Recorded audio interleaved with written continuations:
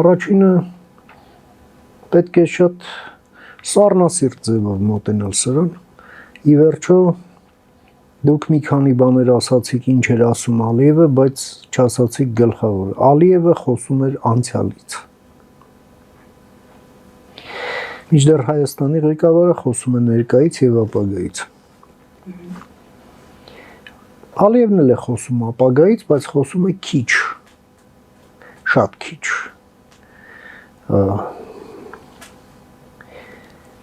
Սա շատ կարևոր արձանագրում է, որը մենք պետք է հաշվի առնենք։ Դա ինչ է նշանակում։ Դա նշանակում է այն, որ Ալիևը չի կարողանում իր անցյալի տակից դուրս գալ դեռ։ Չի կարողանում։ Երկրորդը Ալիևը իր հասարակությանը սրել է այս տարիների ընթացքում հայատյացության վրա եւ ըստ էության հայատյացությունը վերածվել է իր իշխանական բուրգի ցեմենտի։ Հիմա դուք գալիս եք խաղաղությամբ եւ զրկում եք իր բուրգը այդ ցեմենտից։ Ինչ կարող է լինել սրա արդյունքում։ Կամ այդ բուրգը կխարխլվի, կամ մի այլ բաղադրությամբ, այսպես ասենք, ցեմենտով պետք է փոխարինվի, որը մեկ օրվա բան չէ։ Ամենայն դեպս իր հասարակությունը, որպեսզի մշակութային շոկի մեջ չլինի, այսպես ասենք, ֆրուստրացիաներ չտանի, կամ այսպես ասենք գաղափարական վակուումի մեջ չհայտնվի, ինչը վտանգավոր է ավտորիտար ռեժիմների համար, Ալիևը դեռ որոշ ժամանակ այո կշարունակի այս նարատիվների տիրաժավորումը, չգիտեմ, բռունցքներ կպատկերի, ասենք սպորտային միջոցառումների բացման արարողությանը, իր ժողովրդի հետ հաղորդակցվելու Ղարաբաղ կգնա, այնտեղ ինչ-որ դեմոնստրատիվ ինչ-որ շենքեր կքանդի եւ այլն։ Այս ամենը դեռ որոշ ժամանակ այո շարունակվելու է։ Ի տարբերություն Հայաստանի, որը եւ ասում է եւ անում է ըստ էության նույն բանը, Ադրբեջանի մոտ կա շատ էական խզում։ Ադրբեջանը ասում է 1001 բան, ինչպես քննարկեցինք, բայց անում է ըստ էության դրա հակառակը։ Ադրբեջանը բռունցք, մռունցք, չգիտեմ, էս արեցինք, են արեցինք եւ այլն եւ այդպես շարունակ, բայց գալիս է Վաշինգտոնում, ինչեւ հիմա չէր գալիս։ Չէր գալիս։ Եվ այս միայն երկկողմ ասելով այդ ամենը ասվում էր մի բանի համար, որ արևմուտքը որևէ մասնակցություն սրանում չունենա։ Խելոք եկավ։ Բայց նախաստորագրեց, չստորագրեց պարոն։ Դա բնական էր, նախաստորագրեց, դա էլ խոսենք, թե ինչու այդպես եղավ եւ ինչն է Ալիևին հետ պահում այս ամենից։ Հաջորդը դելիմիտացիայի եւ դեմարկացիայի process-ը այո շարունակվելու է, որովհետեւ այդ թրիփը, որը կառուցվելու է, պետք է ունենա սկիզբ եւ վերջ, այդտեղը գետնի վրա պետք է սահմանվի, եւ պարզա չէ միայն կետային չի լինելու, այն դրոշները դնելու տեղերը չի, որ այլ ասենք մի քանի կիլոմետր արևմտյան սահմանից, մի քանի կիլոմետր էլ արևելյան սահմանից էլի դելիմիտացիա եւ դեմարկացիա կարվի, դրոշները կդրվեն Հայաստանի եւ Ադրբեջանի եւ կմեկնարկի շինարարությունը։ Իդեպ դրան էլ կանդրադառնանք։ Բացի դրանից Հայաստան այցելում են ադրբեջանցիներ, այսպես ազդեցիկ, հա, որոնք աֆիլիացված են Ադրբեջանի իշխանության հետ։ Բաքու են այցելում հայ պաշտոնյաներ, այդ թվում, ասենք, մեր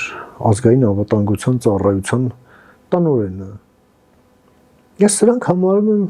խիստ դրական զարգացում։ Այսինքն այդ խոսքերի հետևում այս գործողություններն են։ Սա շատ կարևոր է։ Եվ այս ամենը տեղի ունենում եւ Հայաստանի դեմ եւ Ադրբեջանի դեմ Ռուսաստանի կողմից տարվող հիբրիդային պատերազմի պայմաններում։ Ինչը այս ընդհանուր այսպես համալիրով տրանսֆորմացնում է մեր կոնֆլիկտը Ադրբեջանի հետ։ Հենց դա էր, որ հնարավոր դարձրեց օգոստոսի 8-ը։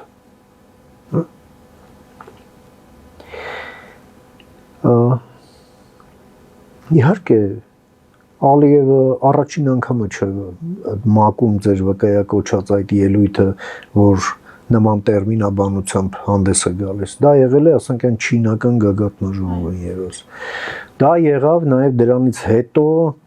այդ այսպես կոչված ԱՊՀ ինչ էր, հա, մի խոսքով, որին Մհեր Գրիգորյանն էր մասնակցում, մի նկատողություն էլ Մհեր Գրիգորյանն արեց։ Իհարկե դա էլ կա։ Եվ նրանք ասելու են, այո, մերոնք էլ հակադարձելու են։ Ու մատնացույց անեն իրենց ստորագրած տեքստի համապատասխան կետին, որ տղա ջան, դու ստորագրել ես մի բան, ընդ որում ըստ էության օգոստոսի 8-ը ջենտլմենական պայմանավորվածություն է, հա, որովհետև այնտեղ կա եռակողմ դեկլարացիա, բայց ոչ պայմանագիր։ Կա երկկողմ պայմանագիր, որը ոչ թե ստորագրված է, այլ նախաստորագրված է։ Հետևաբար դեռ կա հաջորդ փուլ, որ մենք պետք է անցնենք, որպեսզի դրանք վերաճեն այո պայմանագրերի, համաձայնագրերի եւ այլ։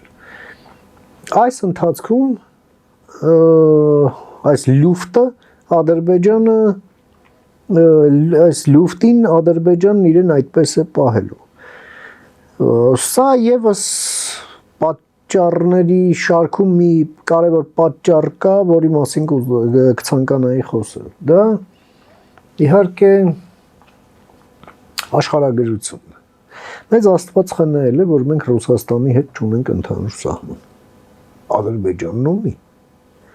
ցամաքային սահման եւ ունի Կասպից ծով, որտեղ դուրս է գալիս մայրաքաղաքը իրենց եւ իրենց նախագահի պալատը հենց ափին է։ Կասպից ծովը ռուսական ռազմածովային ուժերի այսպես բացարձակ անվերապահ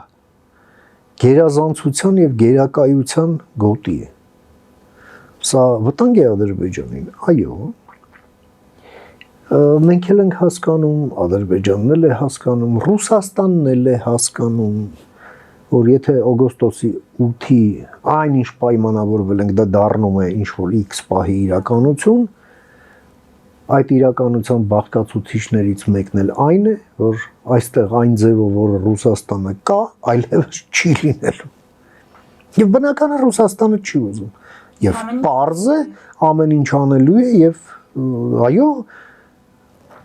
ստատուս քվոյի փոփոխությունը եղել է ռուս-ադրբեջանական գործարքի շրջանակներում եւ Ռուսաստանը հաշիվ է պահանջելու Ադրբեջանից։ Դրա համար Ալիևը ինչ է անում։ Նախ ավելի մեղմ ընթացքով է փորձում տանել, երկարաձգել ժամանակի մեջ, որի ընթացքում նաև կուրվագծվի շատ որոշակի դինամիկա ռուս-ուկրաինական պատերազմում։ Իսկ այնտեղ տեղի են ունենում պատմական նշանակության փոփոխություններ։ Ի վնաս Ռուսաստանի։ Իհարկե, նայեք Թրամփի հայտարարությունը, Ջեյ Դի Վենսի հայտարարությունը, Ռուբիոյի հայտարարությունները եւ իհարկե Քիթ Քելլոգի հայտարարությունը։ Եվ նայեք ինչ իրադարձություններ են տեղի ունենում ռազմական գետնի վրա։ Այո, սատկացնելու են ռուսներին բոլոր նրանց, ովքեր ոտք են դրել Ուկրաինայի միջազգայինորեն ճանաչված տարածք։ Եվ Թրամփն ասում է, որ միանգամայն իրատեսական է, որ ռազմական ճանապարհով այո Ուկրաինան վերականգնի իր տարածքային ամբողջականությունը։ Քելլոգն ասում է, որ այլևս Ուկրաինան չունի որևէ սահմանափակում Ռուսաստանի տարածքին հերրահար հարվածներ հասցնելու համար դեպի խորք։ Ինչքան կարող է։ Պլյուս դրան էլ այո աշխատելու են Ուկրաինայի այդ կարողությունները մեծացնելու ուղղությամբ։ Ինչը կստիպի ինչը պետք է ստիպի Ռուսաստանին գալ եւ դադարեցնել պատերազմը եւ տեղափոխվել դիվանագիտության դաշտ։ Այս ամենը շատ կարևոր զարգացում։ Այս ամենը նշանակում է, որ Ալիևը գնալով ավելի քիչ է խոսելու այս ամեն ինչից։ Ալիևը աչ ու ձախ գնում է Թրամփին է գովում հիմա մեն Սայատնովայի Չեկակիզի նման երկին անալոգ, հա, ինչ որ այդ ռեժիմով քծնում, գովաբանում եւ այլն եւ այդպես շարունակ Փաշինյանն էլ իրեն բռնացնում է հենց այդ կետի վրա, որ բա մի րոպե, այս ճանապարհը Թրամփի անունով է։ Նա էլ շուստրիություն է անում, ասում է, հա, իհարկե,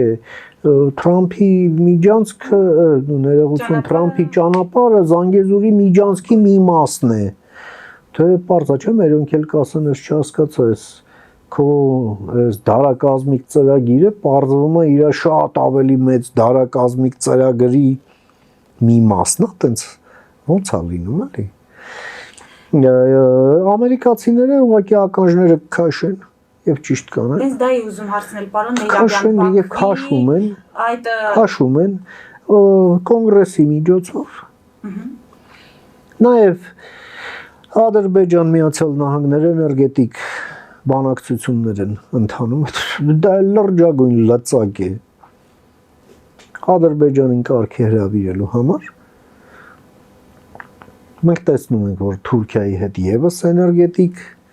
բանակցություններ ընթացան եւ ինչով դրանք ավարտվեցին։ Ասացին նավթ ու գազ Ռուսաստանից չես առնելու։ Գազ հենց հիմա 20 տարով 48 թե 49 միլիարդ դոլարի խտացված բնական գազ առնելու է մեզանից ստորագրվեց նավթ արաբների հարևան Թուրքիան բացարձակ ռուսական նավթի կարիք չունի բացարձակ միջուկային այո ստորագրվեց մեմորանդում Միացյալ Նահանգների եւ Թուրքիայի միջեւ ատոմային էներգիայի ոլորտում համագործակցության մասին դա նշանակում է ռուսներին այդ ոլորտից են լարելու Թուրքիայից սրանք դրական զարգացումներ են եւ սրանք ազդակ են նաեւ Ալիևին Միացյալ Նահանգները ձևավորում են միջին միջանցքը չինական սահմանից մինչև Սև եւ միջերկրական ծովերի նավահանգիստներ եւ Հայաստան-Ադրբեջան հատվածը պետք է լինի այնպես ինչպես պայմանավորվել են միջազգային Միացյալ Նահանգների հովանու ներքո Հայաստանը եւ Ադրբեջանը քայլ աջ քայլ ձախ անողը ստանալու է գլխին որպես պայմանավորվածություն խախտող